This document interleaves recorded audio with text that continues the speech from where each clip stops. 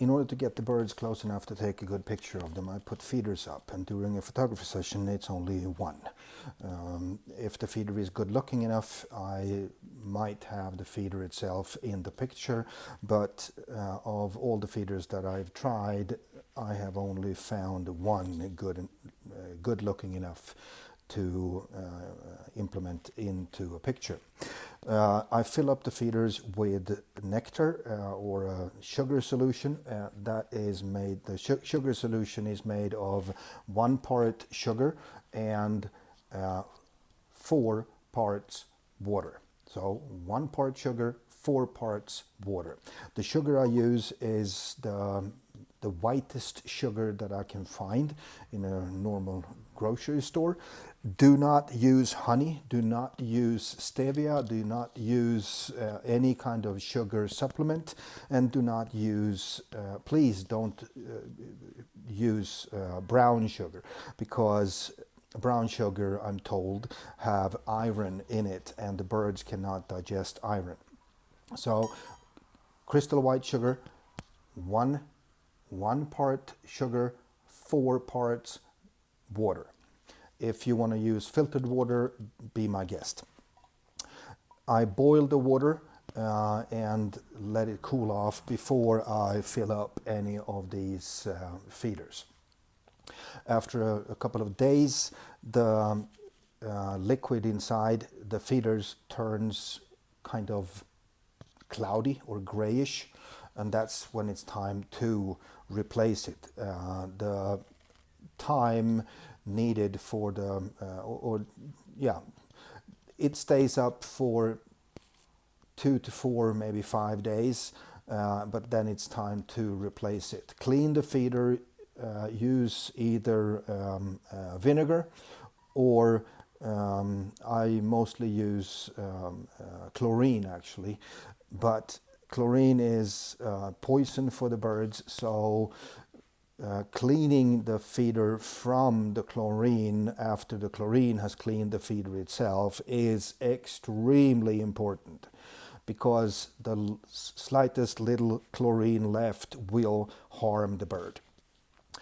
Oh, one more thing when it comes to the nectar for the birds: do not use dye or any kind of food coloring. It is not necessary. And I am told that food dye makes the birds sick, might kill them, or the male might get infertile. So just, what did I say? 1 part white sugar, 4 parts water. Boil it, let it cool off, and give it to the birds.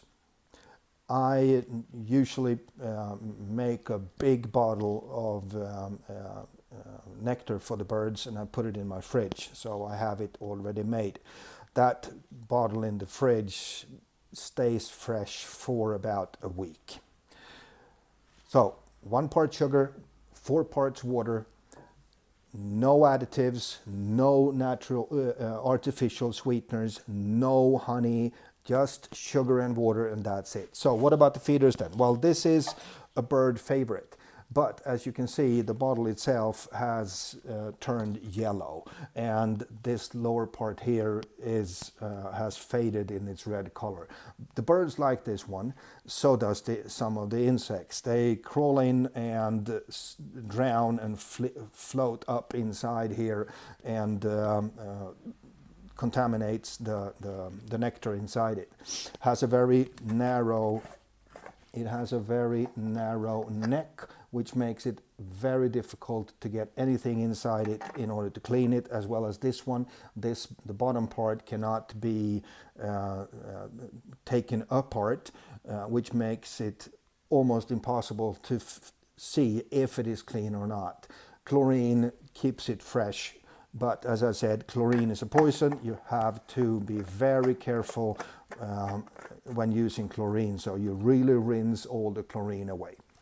Next one. This one was a nice one, I thought. So when I got it, I put the kind of the rope here, because the birds didn't want to sit on the tiny parts, the tiny red one here. But so I put this one on. The birds liked it, I like it, but this is junk because it leaks. This one looked pretty nice, has very hard plastic. Let me see if I can give you that sound. Listen to it. Has very hard plastic, which means that it is very resistant to absorb the plastic. The material itself is very resistant to absorb any kind of bacteria, which is a good one. But this is a failure. It is a piece of junk because there is a floating device inside here that prevents prevents too much nectar to enter the lower part. That floating device leaks, so it gets filled with nectar and it gets moldy inside it, and it cannot be cleaned. So this, how nice it might be or interesting or whatever, is a piece of junk. This one is a nice one. I've had it in some pictures. The bottle is red. And red is what attracts, the red color is what attracts the birds. It's very simple, it's pretty easy to clean, has a big bottleneck, but the plastic in the bottom part is junk, or makes the whole thing junk. Listen, it overrides. This is a bad one, it's a piece of junk. This one looked interesting because it kind of looks old.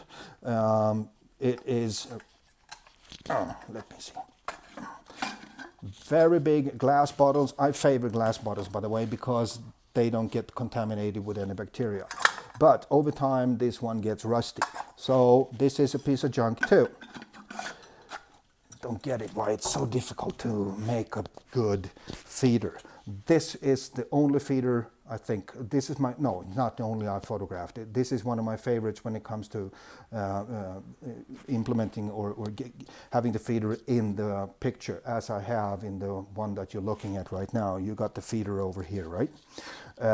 This is a nice one. The birds like it, but it leaks. So sadly, despite it looking nice, it is a piece of junk. So the ones that I have that works is this one. Here is a tiny little one, okay? Here is another one that actually works, and then I have this one too. They are filled with nectar right now, so I better be a bit careful. This is for holding in your hand, and I have done that, and it's pretty fun actually, and exciting when the bird comes and sits on your finger, like sits on your finger and eats. That's pretty cool. I have that in a video. Very easy to clean and to keep clean. This is the only one that I've kept. I have two of these. I painted it white because they were kind of reluctant to find it. So when I painted it white with just normal nail polish, the birds came in within a few hours. This one is very easy to clean, and let me show you like that. I think you can see what it looks like that, right? Okay, very easy to clean, very easy to maintain, and the birds like it. Next one is this little one. It contains two parts like that. It had a device, or you could put it up with suction cups on your window. My birds, they don't want to see or want to come to the window, sadly, because it was pretty. I like the idea of getting the birds to come to the window and me on the other side of the window, just looking at them face to face. They didn't appreciate that, so I put this one up on a shelf on my balcony, and that's where I have it today.